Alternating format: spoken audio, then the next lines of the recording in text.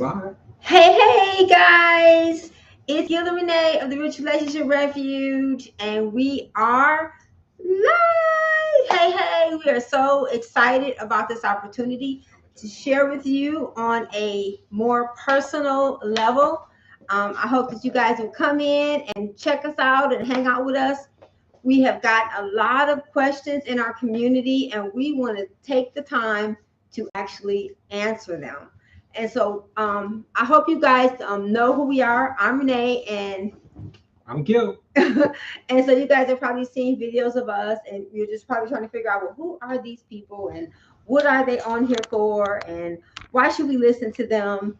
And we've kind of shared that before. We will celebrate 35 years of marriage this December, and we are passionate about our relationship with God and our marriage. Because when we got married, we didn't have anyone to really talk to us about all the things that you go through when you're married.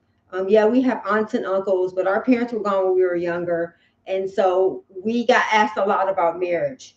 And so we decided that we were going to be the solution to the problem that we faced ourselves. And so Gil is going to kind of just tell you a little bit about why he wants. I mean, why is marriage important to you, babe? Marriage is important because for me, when I started out, even as a young boy, I wanted to be married from the very beginning. So even as I grew and I knew that was just something that I wanted to do, I just figured if you're going to do something, you should just try to do and be the best that you can at what it is that you choose to do.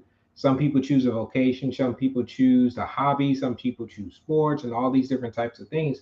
That was just something that I had pursued and I desired. And when I found Renee and we got together and became a couple, that was something that I wanted to be the best that I could be at being her husband. And I think you've done a really great job of being my husband and being my best friend and being a good father and being a good uncle and being a good airman. I don't know if you guys saw this week's episode. I hope you guys enjoyed it. We got a whole lot of questions, a whole lot of comments, and a whole lot of feedback about this whole phenomenon of would you date a bus driver? And I kind of shared it that I did date a bus driver, and that wasn't just us making something up. I did in my teenage years date a bus driver. I'll say his name. His name was Jerome. I was probably 17, and he was much older than me, of course. And so, those of you who are wondering about have I ever been, it seems like we've been together forever, but we did have lives before we met each other. Even though we met at 14, we got married at 21. I did date. We didn't really start becoming a couple until we were 18. Is when we really committed to being a couple.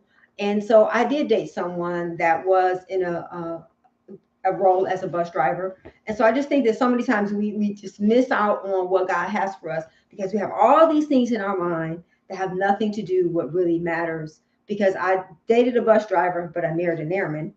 And I was a cosmetologist. I went to cosmetology school. He helped me get through school by taking me to school, taking me on rides. I mean, he took me to school every day. Made sure I had lunch money, even when I was too prideful to ask for lunch money. He made sure I had lunch money. He put money in my purse without me knowing about it. And I thought that that was really honorable of him. And I said a lot about his character. And so we're just, this whole journey for us of really launching into YouTube has been something that's been in a great way. We felt like people need help and they won't ask for help. And so we felt that we would go to where the people are. And where is everybody at? The internet and on YouTube. And so, one of the questions I want to answer that we got in the beginning when we first started this whole YouTube journey was I won't say the person's name because I want to make sure that when you guys ask questions, you don't feel that we're calling you out. So, the question that we received was, what do you do when you're married to someone and your family doesn't like the person that you're married to? Gil's going to handle the chat and he's going to answer any questions. So if you are not going to be watching this live, if you have questions about marriage and relationships, feel free to send us an email at richrelationshipsrefuge@gmail.com. But for those of you who are here live, thank you. Thanks for joining us. We're so excited to have you here. So if you have questions, please put them in the chat. Gil's going to be in the chat. But the question was, what do you do when you marry someone and your family doesn't like them? That's a heavy question. And so I want to let Gil, do you want to answer that No, you question first? start out because I'm looking here at Okay, the he's reading the chat. chat. Okay, so I'm going to start off with that. So, what do you do when you marry someone and your parents or your family doesn't like them? Well, it's not to say that because you're married to them that what other people think is like, well, honestly, by the time you marry someone, what they thought mattered before you marry them. But once you marry someone, you have to take into consideration that marriage is not just you and your spouse. Although primarily it is, but the overall effects of your marriage don't just benefit or affect you, it affects everyone. And so sometimes your parents don't like them because they see things that you don't see. And so I think that over time, you have to give your parents and your family the time to get to know about them what you know about them. You can't make your family like the person you're married to. Just like you can't make them, you can make them dislike them, but you can't make them like them. So I think a part of it is just being patient with the whole process of giving your parents the time to see in that person maybe what you saw. Because as parents, sometimes we can be very protective, very guarded about our children. And so I think that sometimes we cannot be objective. So I would say the best thing to do from my perspective would be to give your parents the time to pray and to give your parents the time to see in that person what you saw in them, as long as it's healthy. I think if you come across a situation like that, sometimes you can think it's my responsibility to check my Yes, I love spouse's that. family and tell them, where it becomes a very combative type of scenario, and that's never going to benefit any of the relationships. Right. If you're in a scenario where you, your family doesn't like one or the other, depending on which side, obviously it's usually the Yeah. other side. My family doesn't like hers, and her family don't like me. Well, it's up to me to deal with my family Yes. and talk to them and to guard this relationship, because if this is somebody that I've chosen to be my significant other, my mate, my partner for life, then it is my responsibilities to tell my family how I feel. Right. While their opinions and their concern for my well-being and my emotional health and all those things are important, that should not override what you are going to do, The because let's commitment. face it, we're grown. You're going to do what you want to do anyway. Yes. If that person has been someone that you wanted to date or you wanted to be with, you're going to be with them regardless. They call it the rose colored glasses syndrome, where Yes. you can't see anything that your family sees, or this person or somebody else that may be in your life that is has a voice in the decisions that you make. You're not going to hear them very well. Right. So if you take that into account, or you don't at least heed what they're advising you of, you're not going to hear, and it's going to cause a problem not only in your family type oriented relationship, but it's going to cause a problem in the relationship here. So you mean to tell me that it's not my job to check your family about what's going on between us? No, It's my no, job to check my family, right, right. and it's your job to check your family. Because what's going to happen is you're going to start having problems inside and outside, Right. inside of this relationship, but not only outside with your extended Yeah. family. And that's one of the things that we always did, and I always respected and loved about Gil. Gil was always really close to his mom, and he had a lot of respect for his mom. But when his mom tried to tell us about marriage, Gil let his mom. He just told her. He said, "Mom, you weren't married successfully, so you can't tell us about marriage." Now you can advise me and give us advice about the things that we should work on and things that we should not do if we want to get a divorce. So therefore, I definitely listened on that side, Right. because those are the things that are going to be beneficial for me and us later on down the road, or as things come up, you at least have a point to start with, a point of reference that you can look at and say, you know what, I remember mom saying such and such. Yeah. And that is definitely going to be valuable information that you're going to heed and you're going to listen to and you're going to want to have at your disposal when it's time that you need it. Yeah. So that's why we are kind of coming on live, because we get a lot of questions. We work with couples on a really regular, consistent basis, in person and virtually, and those types of things. Right. And sometimes they don't have access to say, you know what, well, I got a question about this, Right. and in a setting, in a form, while it may be great to have some entertainment and YouTube, it's the weekend, it's going into and everybody's enjoying and relaxing and chilling out. But this is just a time where we just want to have a casual conversation. If you had something that you wanted to bring up or talk about, we are here to discuss and here to Right. talk, because that's where real learning happens. We have out there online, you can listen to lessons, you can listen to courses, you can listen to podcasts, you can listen to videos that we That put we out. have created. But that's great. But sometimes you just want to see the live person that you see on a video and say, you know what? Hey, what about this? Yeah. And what about that? And we don't say we have every answer for every scenario and every situation, but we do have 35 plus years of being with one person and developing and growing and cultivating a relationship that is built on time, experience, pluses and minus, which is a good and bad. We don't say we have weaknesses. We have strengths and we And have growth growth areas, areas. areas that you just need to work on a little bit more. So that's what we're here to just share with you, those years of experience, so it can maybe cut down on the learning curve. It can cut down on some of the things that you may Yeah. experience. And one of the things we realized, this is a great way for us to duplicate our efforts, Hmm. because we could talk to we today we just I was looking at the analytics, and we actually have hit 85,000 views. And in my brain, that is mind boggling.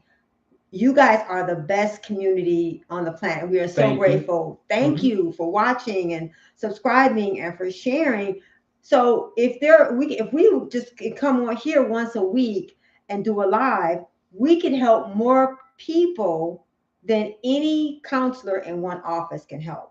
Because Gil was in the military and I was a hairstylist, and we both believed in having a process that was duplicatable and duplicating yourself. Well, guess Hmm. what? This is the best way for us to help as many people as possible without them having to, one, pay a cost, because the cost we're asking is for a subscribe, Or give us thumbs a up. thumbs up, leave us a comment. All of those things make a big difference in helping us to help people who are in need, because we really truly believe that we learn from one another. Hmm. And if we're willing to share what we know, like you said, we don't know everything, but we're open to you asking us questions and us giving you our feedback, as well as telling us these are some of the topics we want to talk about. Because sometimes you may be a little embarrassed, or Hmm. you may feel a little uncomfortable asking questions in an open forum like this. But you can send us an email at richrelationshiprefuge@gmail.com, and then we can answer your questions, because we want to make sure that we're not just people on a screen, but that we're people who can walk Hmm. alongside you and talk to you and answer questions. Were there any questions in the Nope, that I see, just people chiming in, just saying Hey hello. everybody, we're so glad you're here. Thank you for being here with us. So I'm gonna give another question Okay. that we got. And this was really more of a she was saying, one of the people in our community said, thank you so much for creating this channel, because there's so much negative conversation around relationships that I almost wanted to give up hope about right now. I would say the longest journey that you will ever take is the one inward. You have to really know who you are as an individual. When I say that, I mean, what do you like? What do you not like? What are you looking for in a significant other or a partner for life? Because sometimes if you're already in it, in a relationship, did you settle? Yeah. Did you actually compromise, or did you just say, you know what, this is one that I've had for a long time and I'm comfortable? Yeah. While all those things are good, is it something that you want to build over a lifetime? And sometimes, if you don't know what it is that you like and dislike, you're going to settle, you're going to compromise, you're going to just go along for the ride and not realize you're not going anywhere. If you're not going anywhere in the relationship that you've invested time, effort, energy, time, Money, time, you don't time. get those things back. Yeah, you don't. You don't get it back. And there's nothing worse to know that you were investing in something and the other person wasn't invested as well as you are. Yeah. If you're invested in a relationship that is growing and that is thriving and that is getting better, invest that time. Yeah. But if you're investing and you don't see it being reciprocated, you don't see it being given back to you in equal portions or more, you really need to start evaluating, is it me? Is it me? Is it something that I'm just going along with, or am I comfortable? I hear, I don't know, is age a matter of time, where you say, I've been in this so long, or I'm at a certain point in my life where I just have to settle, or I'm just going to stick with what I got because I would rather have what I got than not have anything at all. Meaning, this person, if they are not bringing you joy and fulfillment, is it, do I really want to invest that time? Yeah, and I think a part of, like, like she was saying, she had lost hope. Mhm. Well, I think sometimes, and we did, a part of this episode we did this week was about hope and expectation. I think sometimes we're confusing social media is beautiful as long as you're not using it as a gauge for your own life, because I think that it's important that we realize that we're all different and we all have different goals, we all have different um, there's a different plan for our life that God has for it. And so if we don't get into the comparison trap of saying, oh, well, so and so got married at this age and so got married at that age and they had a baby at this age, we have to be careful, because when we were growing up, there was nothing for us to look at other than like television. So we didn't have all these different Mhm. images being put into our head about where we should be and what we should have and what we should drive and what kind of trips we should be going on. It was just basically our own imagination and the people around us that were in our life that helped us to kind of shape what our goals were. And so for the person who said that they were losing hope, I'm so grateful that we were able to provide them with hope, because that is our just that's our passion, that's Right. our desire, that if nothing else, if you see us doing the silly things that we do and creating content, that it just reminds you that this is not a game for us. We are not acting. We really genuinely love God and we love each other. And we want to show the world that marriage is a beautiful thing, but it is work. And speaking of work, here's a question. How do you navigate in your marriage when your intimacy starts changing due to a health condition? Oh, that's Thank you for the question. thank you, thank you, thank Building you. the whole you. Thank you so much. Appreciate it. Well, we're in that stage in life As you get older. as you get older. And for me, I have three autoimmune diseases. I have vitiligo, celiac, and osteoarthritis. Mhm. I have also gone through menopause. I think it's important for us to remember that sex is not intimacy. The way that you keep intimacy hot and growing is to understand that while as you age, your sex drive is going to change. Right. I know all of our young people, they are just want sex all the time, but as you mature and as your hormones change, your so is your sex drive. So intimacy is not just sex. Intimacy is being connected. So Mhm. I think that as you age and as your stage in life changes, you have to change your image of what intimacy is. Intimacy could be just Kind of sitting. like what we're doing right now. Yeah, If you're spending time conversating, you're spending time talking, if that's possible, or even just being in each other's presence, that can carry a whole lot of that stress that comes along with the declining of the health conditions. You know, you're not, there are going to be times where you're not going to be at your best when you're pregnant. physically.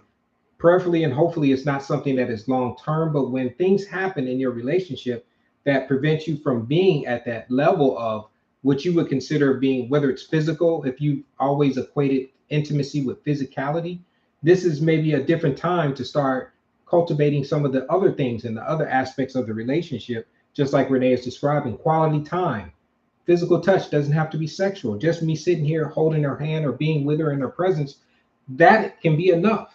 That's why it's important that we talked about at the very beginning of knowing that what is it that you do like, to be heard, to be listened to be understood. Those are all things that build on the intimacy. And I think as a couple, you have to talk to one another about what the other person's needs are. Because sometimes you have this thing in your mind that, oh, all he wants is sex. And that might not be what he wants. Or all she wants is sex. And that Mhm. might, so I think that as a couple, I think that at each stage in life, you have to reevaluate what your needs are. Because what you needed when you were 20, if you're using what you did when you were 20 to what you need now when you're 50, it's going to be different. So I think that it's important that as couples that we are always revisiting and reevaluating and redefining what our needs are as a couple. Does Right. that answer your question? I hope so, and it's a good conversation. So, Miss Lisa, I said you were up next. So this is something that we talk about. We say, and this is something. How can you establish this? I think this is more than one topic, but we're going to try to cover more of it. How can you establish a healthy balance between individuality and togetherness? First, I'll do that first, and then I'm gonna jump on the second part after Okay. that. Go ahead. Well, I like the word priority better than balance because I don't think balance is realistic. I Wait, think let that me chime in on this one because you can hear the whole question because okay. she adds in a marriage after the kids have graduated and gone to college. So that's a factor too that needs to be into this Okay. individuality and togetherness. Okay. So first I think that it's prioritizing. And one of the things that we learned really early was it's God, our marriage, and then the kids. And we were doing this when we were in our 20s, and people thought we were crazy. What do you mean you put your husband first? Because they're going to leave. Now, how I knew that, it had to have been the Lord because no one taught me that, no one told me that. But I just kind of understood that I got married to be a wife. And so I think that you have to make sure that you remember that we don't get married to be parents, y'all. I know they're beautiful and I love them, And they but need us they and all need us. those things. But at the same time, especially if you both didn't want kids equally, let's just say I really wanted kids and he didn't. Well, kids can become a point of contention. So you have to remember that when you're going into it. So I think the way that you prioritize your relationship is to make it first and let your kids see that it's first. Even and every day, you can't wait till they're gone. There's little things you have to do every day. You know, when we put them to bed, we had time as a couple. We would do trips. We would do a trip with the kids, a trip with us. So I think that the way is you just have to make sure that you prioritize God, your marriage, and your kids. And so when you do that through everything that you do, even when it comes to everything, every decision you make, you have to remember that you can't have a kid-centered house and have a strong marriage because your kids need to see you two being a united front. And if they get used to seeing that, it's not going to make them not feel valuable. It's going to make them feel like I came from two people who really love each other. And so I Mhm. think that sometimes that's something we're not taught and it's not modeled because it's in our home, it was always a single mom. So guess who comes first? The kids. Mhm. And so I think that we need to define the way we prioritize God, our marriage, and then our children. And I would add to that as far as when there was a time in our relationship where for people who have maybe listened to some of the episodes that we put out, this is something that I'll share with you guys here. When we got married, we were still newlyweds. When I say newlyweds, we were married under 3 years at the time. We had one daughter who was one, and we adopted Renee's two little sisters, They were 9 and 10. 9 and 10. So we had a 1 year old, a 9 year old, and a 10 year old. Or no, 8 and 9. Yeah. 8 and 9. So before we were even into our marriage, 3 years. So guess what? We became parents and barely knew how to raise ourselves. Right. Now that I look back at Yeah, it, we were 23. so we tried to really invest the time, effort, and energy into them. You know, making sure they have all their needs met, making sure they were in a good environment, making sure we were giving good examples of trying to teach them about life and teach them about the values and character and Christ and all these things that we try to do as being a good And we parent. were learning at the same time. But guess what that was doing? It was pushing us apart. We were getting more and more like Hmm. this and focusing on them. And then it got to the point where it wasn't a togetherness anymore. We had grown, we started, a gap had started to develop. And I thank God that we recognized that and said, you know, no, we were like, wait. Hmm. While that is important as being parents and role models and all the things that go along with that, it's just as important as my marriage. So we, like Renee mentioned, as far as prioritizing, it's not that you put the marriage over your children or you put your spouse over your children in the sense of I'm gonna make sure that person is fed in the natural Oh sense. I'm yeah. gonna make sure I'm gonna take care of everything him first or her first, and No. then I'll do the kids. Right. No, it's a balance of finding the priority to say, you know what, at times I have to take a back seat, you Hmm. know, because there may be something really going on with your children that requires both of you to be focused on them. Hmm. But you also can't forget about confiding because this is a bond. This is a strength that you can feed off of each other to say, you know what, babe, this is how I'm feeling about the kids. What do you think? Mhm. And that can be an ally and not someone that you are going against. So Yeah. I think that's a And great aspect. and a good example of that, let's give an example. So like we would do date nights and we would say, okay, while we're on this date, In our date nights, we were broke at one time yeah, and we to would where ice cream on the couch watching a TV that was show our was date the night. date night. Yeah. And then when we finally got to the point we had a little bit of money, we could actually physically go out.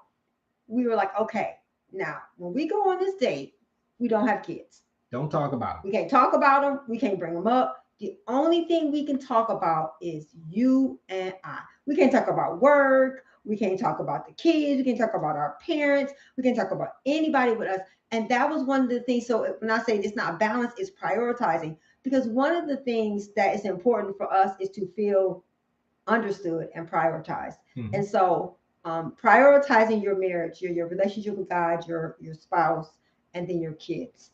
And I love this statement. Yes, Miss Hope. I think that's Hope says it. Says it. Hey, True, Hope. true intimacy has so many dimensions. It does.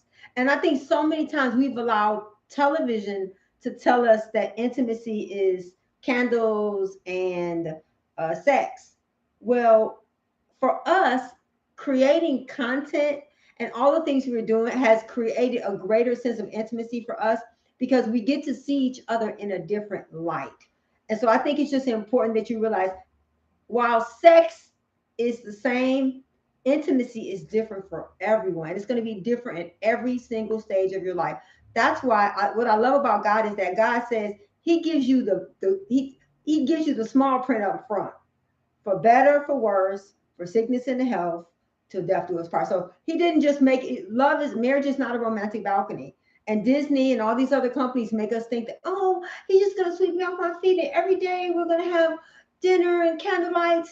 I mean, that's nice, but Realistic. that's not realistic. And It's so I not think that we reality. need to redefine what intimacy is for you as a couple. And that's something you need to sit down and talk about. And we're going to we have these little cards that we use that are like conversation starters. I'll get them in a second. But one thing Yes. I wanted to add to that intimacy statement, this is something that we seem to work with couples, all the couples that we've worked with in the past, it always comes up as it relates to intimacy.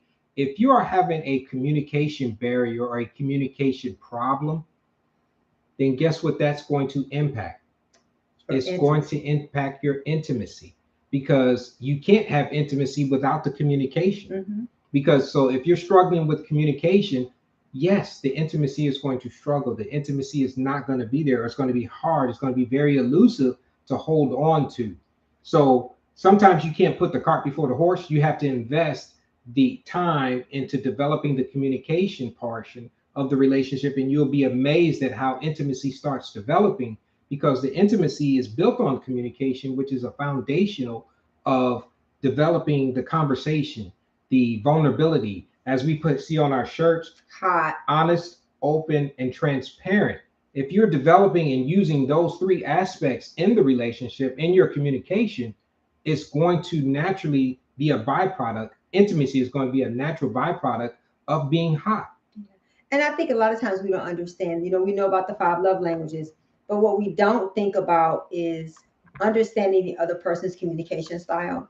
And communication is so important. We always hear that, but you can have sex without intimacy, but you can't have intimacy. You can have sex without intimacy, but intimacy is the one thing that is going to sustain you. Mhm. So you cannot have sex and you can live, but without intimacy, your relationship is going to erode. So it's important that we understand that intimacy is what we're striving for, and sex is the byproduct of intimacy, not the other way around. This is another one. I see you, Miss building the whole you. How That's important, Blair. hey, Miss Blair, how important is building the same page financially?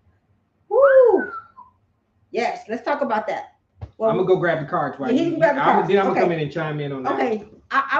One of the things that's important is that so many couples now are getting married older, and I said that in one of the episodes. People are getting married older.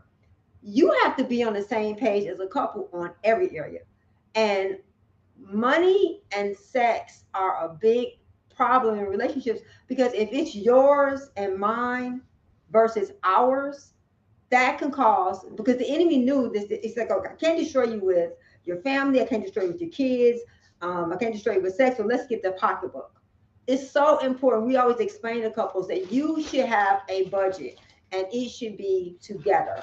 Your money should go into the same account and you should manage your finances together.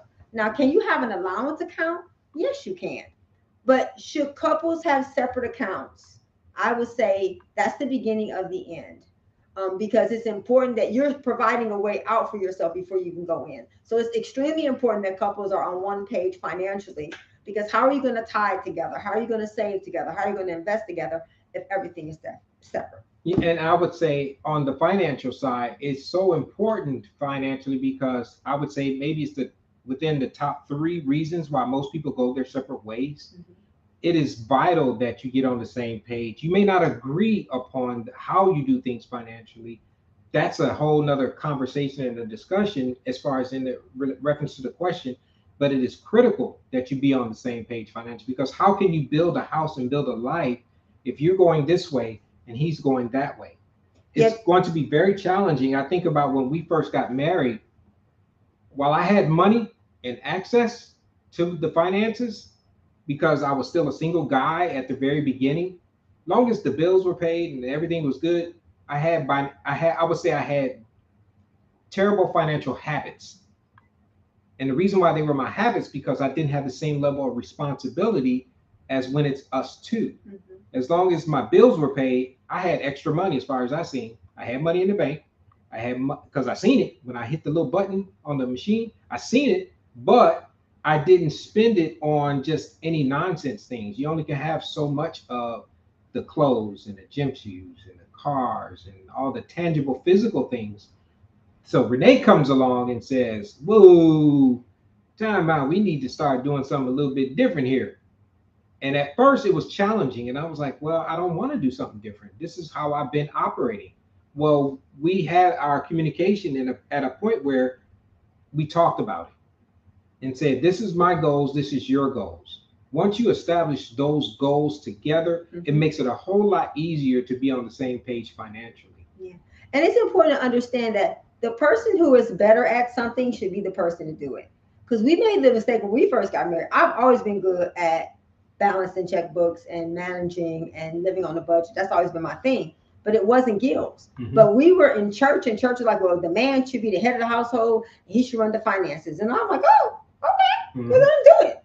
And Gil was like, I am not good at this. So I think that you have to also define in your relationship who is better at doing it. Mm-hmm. If you're better at managing the money and than the other person, then you should let the other person do it. But you both should be aware of where it's going, how you make decisions. Everything again goes back to communication. Everything should be something that you talk about together. And the more you talk about stuff, that feeling you're like, oh, I just feel so, that's because you talked. Mm-hmm. You You feel know, more relief. you do. You feel relieved. So like as an example, these are some of the things that we actually use when we have sessions and we've done speaking engagements and all these different things, especially when you're trying to establish a common ground in your relationship. If you haven't developed and conversated about a lot of different aspects of relationships, this is a topic that you can see here. It says finances, which is a great topic because it's one of the top 10 things of what people need to discuss in their relationship. And if you're trying to build a financial plan, you're trying to build a budget. a budget, or even how you want to get on the same page financially, it starts with a conversation. Mhm. But how do you broach that conversation? Well, that's where these come in. And we share these with the couples that we work with. And this is a good one as an example. How do you build it? You ask a question like this: do you ever experience control issues around money? Question, to get the thoughts of the other person. What do you think about that? What is your view on that? How did you grow up with money? What does money mean to you before marriage, and what does it mean now? And one of the things I think that I want to really make sure we address, Mm-hmm. communication is important, but so is tone, so is volume, so is timing. Mm-hmm. You should never decide you're going to have a conversation about something when you're tired, when you just had an argument. About that topic. Yes. Or when the other person brings something to you that they're concerned about. So let's just say I come to you, hey babe, can we talk about your spending habits? Out of the blue, or just after we just had a fight No, I'm just about? saying, I'm just if I just come to you like Oh that. yeah, well, everything's good right now. Yeah, Yeah. absolutely. Versus, I hate What? the way you spend Or money. I would respond like, "What do you mean my spending habits? Well, And you just went and got your nails done. You just went and got your feet done. You just bought a new purse. You just bought a new. So right, what's up with my spending right. habits? And so it's all about the timing. It's what you say. So we have to be mindful that sometimes the reason why our communication fails is our timing, it's our tone, it's how we frame it. So we have to make sure we're framing that wait, we don't do it when we're tired. We don't do it when we're upset. You don't do it in a way where it's adversarial. And so it's just important to know, how do we have these difficult conversations in a way where it doesn't turn into a big major blow up. How many of you, when you try to have a conversation, it turns into a big blow up? I think that happens to a lot of us because we've never been taught how to frame the question where it's a question.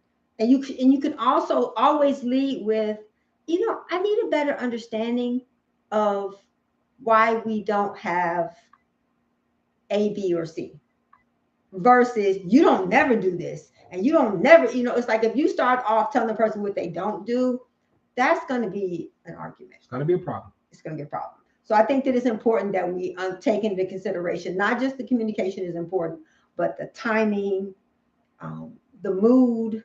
Another thing that we see, we watch a lot of relationship shows. Don't wait until you're going out on a romantic dinner to talk about finances. Or a heavy topic Yeah, that you know is probably gonna cause a conflict.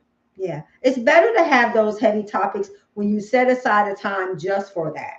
You can have a code word. Hey, can we have a serious talk? And one of the things that we have learned that really works really well, if I have a problem with something that Gil does, I will go to him and say, hey babe, I have a problem. You notice that the operative word is I have a problem, not you got a problem. You need to fix ABC, because it's really not. I may not even be aware of it. If she comes and starts off with the conversation, I have a problem because I hate when you leave the cap off the toothpaste in the morning. Well, I don't have a problem with it. You got a problem with it. But she has to bring it to my attention. And one habit that we've established, and this Renee, I have to admit it, Renee, don't tell nobody this, y'all. Renee taught me a lesson in this early in our marriage. Don't listen for a second. Okay. She taught me a vital lesson. She said, when I come to you with an issue or a concern or a problem, that is not the time for me to come to her with a problem that I have with her. I was like, okay, that's not fair, but I get it. And she was absolutely right, because that is a time to say, you know what, if I had a problem with it, I should have brought it to her. I should have brought it up. I shouldn't just let it sit, because my natural personality was one of, I'm just going to throttle back. I'm going to get quiet. I'm going to close down. I'm going to shut down or whatever. But guess what's happening? That stuff is brewing and stirring and bubbling up on the inside of me till it gets to a point where she brings something to me. And all of a sudden, I'm just going to unleash all these things that I have been ignoring or suppressing to bring it up to her. Well, I got a problem with this. I got a problem with this. And I got a problem with that. Well, guess what's going to happen? It's going to go, as they say, to the left real quick, because I should have brought it up when I had a time, and at a time when I had an issue with it at that time. and the reason why that doesn't work is because we were not designed to handle more than one conflict at a time. One. One conflict at a time. So guess what? It's two of us. So guess what? We both cannot bring our concern to the table at the same time. And so it's just important, if you work within the framework of understanding that you two are unique, but guess what? Your problems are not. Your situation is not. Everybody has had problems with finance. Everybody has had a problem with communication. Everybody has problems with intimacy. Everybody has had problems with conflict resolution. Everybody's had conflict with family and children and roles and responsibilities and Spiritual so matters. spiritual beliefs. So we've all had the same problems, but guess what? So many times we don't talk about it. So Blair brought up something about age stage in life. Okay, I am 55, so I have gone through menopause. So what do you do when your sex drive changes? What do you do when sex is no longer chemically a part of your makeup? Then you do things like, one of the things that I love that Gil does is, and he don't even realize he does it, is that music for me, smell and music are our two longest memories. So he can put on some cologne and put on some music, and it's like, wow, chemically my body doesn't do anything, but music and smell triggers me. That's called foreplay. Everybody's adults in here, so that's called foreplay. Oh, I'm sorry. So so I think you have to remember that when you were young, just him being close to you made your body just do something. You that funny feeling on the inside, and vice versa. Yeah, but as you get older, that's gonna leave. So you have to find other ways to create that, to the spark of intimacy. And so I think that as you get older, you have the memories of what you had when you were younger. And sometimes that can be a hindrance, but it can also be a reminder that this is mom. I just love this boy. And so, whereas men are always thinking about intimacy, women don't. So we have to learn how to take ourselves there in our minds. Because one of the things that Gil taught me was sex is not something that you do, it's someplace that you go. And I was like, oh, Wait, say that again. sex is not something that you do, it's someplace that you go. Yes. And guess what gets you there? Intimacy, conversation. For me, cologne, music. And so for the guys, because we do have men in our community too, guys, women need foreplay all day long. And it's not fondling, it's not doing all the things you think is going to get her aroused. Arousal and foreplay and getting in the mood is stirring. You ever heard that saying, men are like electric skillets or microwaves, and women are like crock pots? Yeah.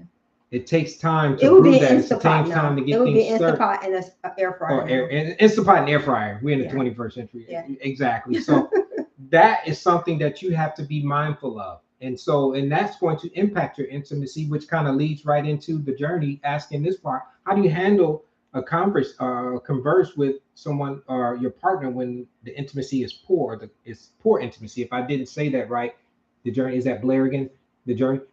No, How do you handle that's not converse with your partner about poor intimacy? okay. Are you going to him with your need, or is it because you're telling him? Because this is the problem.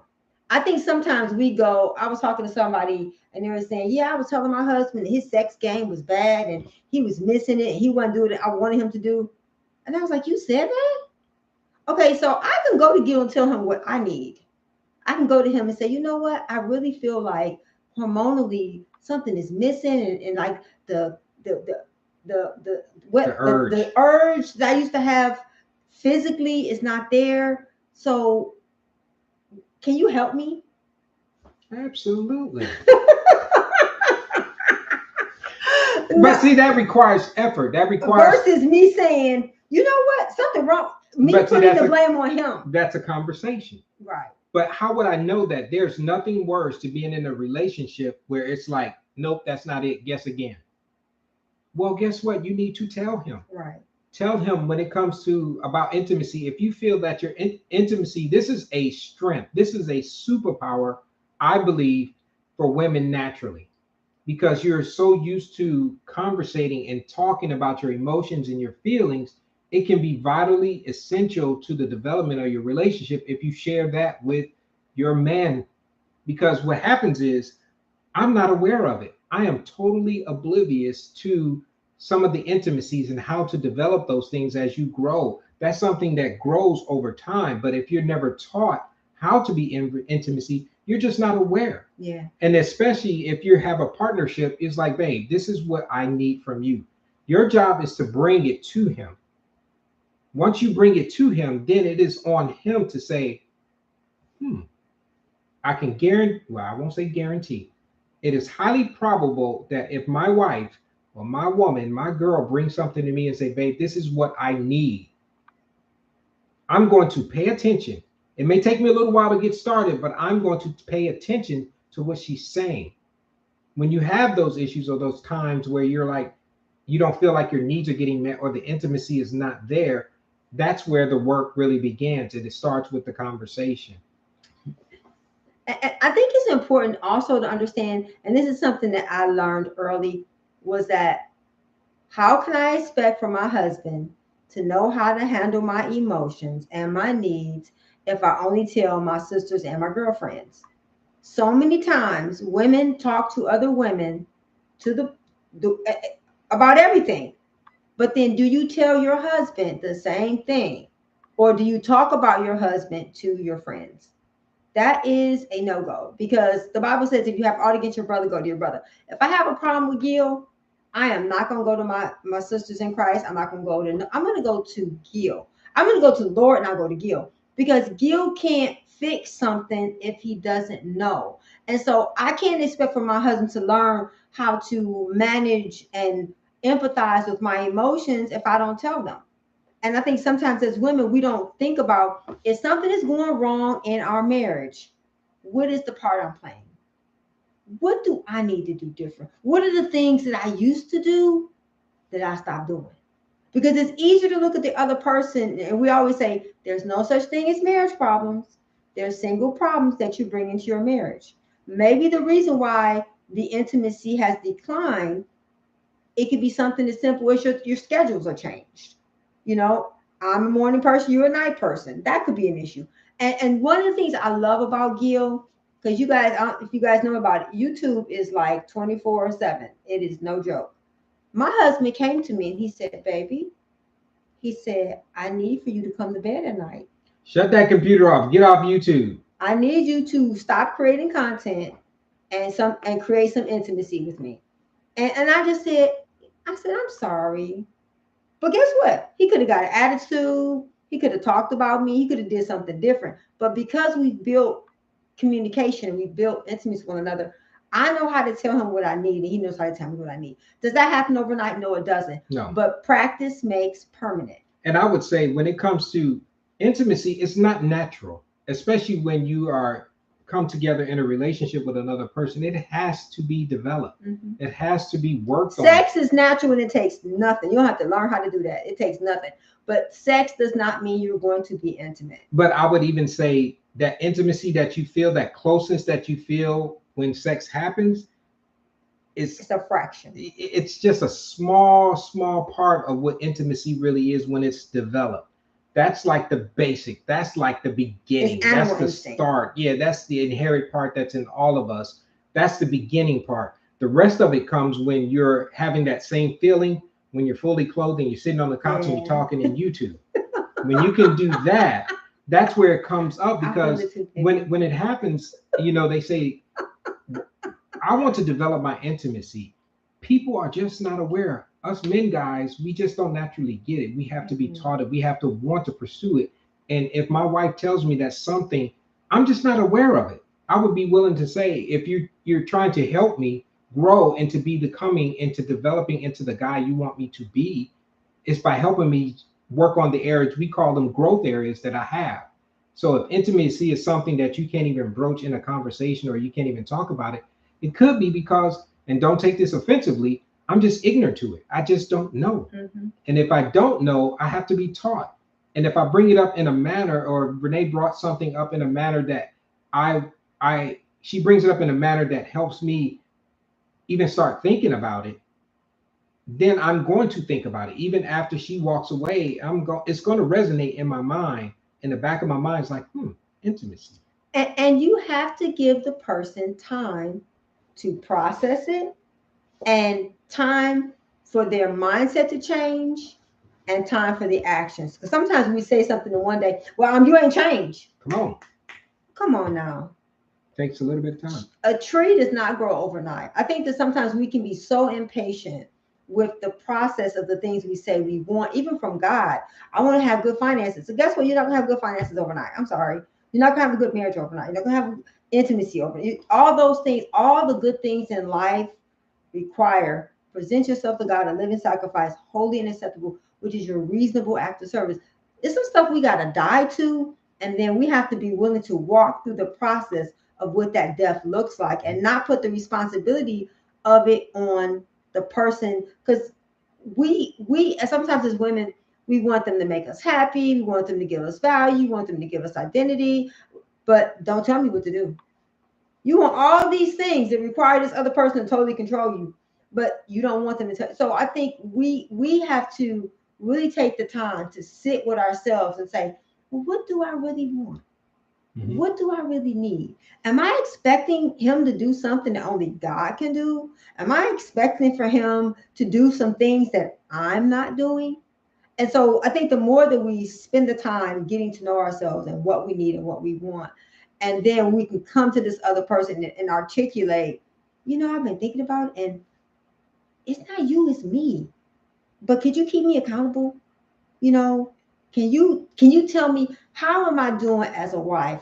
What are the areas that I can get better? We should ask, we ask each other that question.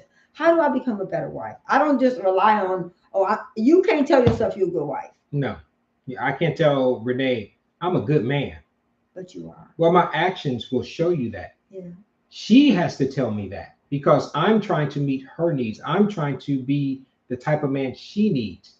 While I may think certain things are great and they're good, sometimes men think I provide and I take care of you in the physical, meaning I got the roof over your head and clothes on your back and food in your stomach, all those things.